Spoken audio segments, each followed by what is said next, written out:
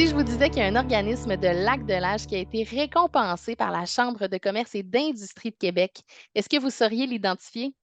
Eh bien, il s'agit d'Empire 47, un magnifique site où il est possible de pratiquer, entre autres, le vélo de montagne, mais aussi une panoplie d'activités. J'ai le plaisir de m'entretenir avec leur directeur général, M. Christian Derry. Bonjour, M. Derry.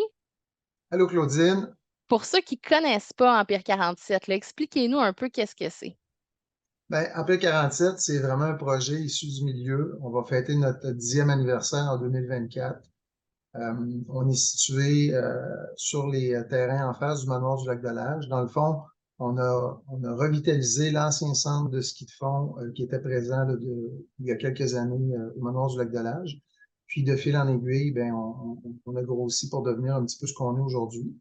Évidemment, une offre de vélo de montagne, de raquettes, de pédestres l'été, mais aussi de fat bike hivernal l'hiver. Et là, vous avez remporté le 2 novembre dernier la catégorie événements ou attractions touristiques à la 40e soirée des Fidéides. C'est organisé par la Chambre de commerce et d'industrie de Québec. Tout d'abord, félicitations, c'est pas rien. Comment on sent, comment l'équipe d'Empire 47 se sent? Ben, écoutez, je vous dirais que c'est assez formidable. C'est une catégorie qui est quand même très compétitive à chaque année. C'était la deuxième fois qu'on était en nomination en 3 ans dans cette catégorie-là. Évidemment, contre des gros joueurs connus de l'industrie. Euh, Fait que pour nous, c'est vraiment une récompense assez extraordinaire. C'est un petit peu comme notre petite coupe cette année là, qu'on vient de rapporter à la maison. Fait qu'on en est très fiers, puis toute l'équipe, les bénévoles, les employés, c'est vraiment une source de motivation exceptionnelle. Et là, il faut le dire, c'est quand même significatif parce que vous étiez en compétition contre des événements aussi. Je présume que ça apporte une fierté supplémentaire ou une fierté en tout cas. Oui, effectivement, mais c'est une catégorie qui regroupe, comme tu l'as dit, Claudine, les attractions, donc les attraits, mais aussi les événements. Donc, à chaque année, ça vient un petit peu des fois mêler les cartes, là, si je peux dire, parce que comme cette année, on avait quand même le marathon Beneva qui était dans la catégorie, qui est une superbe activité avec une vitrine là, quand même importante. Fait que souvent, ça marque l'esprit des gens d'avoir des gros événements comme ça. Il y a des années, ça peut être le festival d'été, etc. Alors, ben, on n'est pas plus fiers, là, justement, d'avoir réussi là, à se faufiler puis remporter les honneurs cette année. Est-ce que ça engendre une reconnaissance du milieu, peut-être une visibilité supplémentaire? Ben, définitivement, c'est sûr que le centre arrive à une certaine maturité, commence à être bien connu. Par contre, ce genre de reconnaissance-là, ben, ça travaille beaucoup en notoriété. On a des ententes à faire avec d'autres entreprises du milieu.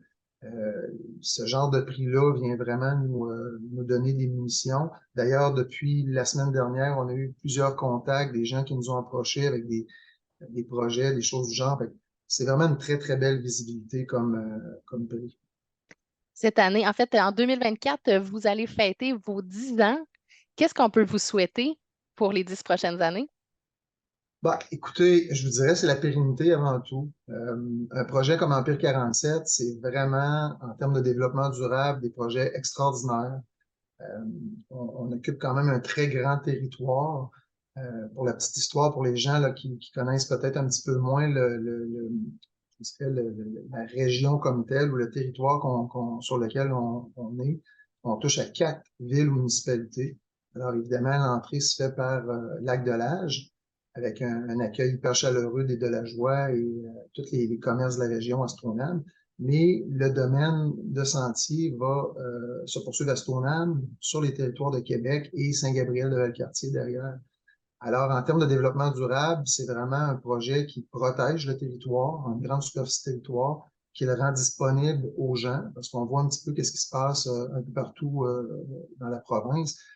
Les terrains sont morcelés et les gens souvent n'ont plus accès à la nature, doivent faire quand même assez long en véhicule ou autre. Alors, de pouvoir garder des grands espaces comme ça là, dans notre mission à nous d'Empire 47, ben, on est très fiers de ça. Donc, je vous dirais la pérennité avant tout pour les 10 prochaines années.